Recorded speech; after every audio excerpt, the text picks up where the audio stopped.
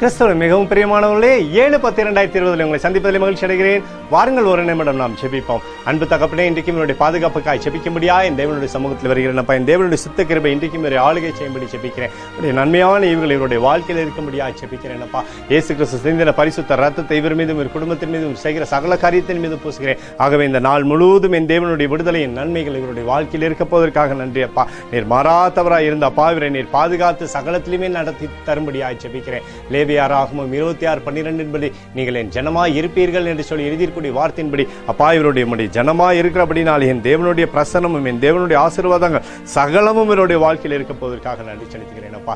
நேற்று இன்று மாறாதவராகி இயேசுவின் நாமத்தில் ஒப்புக்கொடு ஜெபிக்கிறேன் நல்ல பிதாவே, ஆமேன்.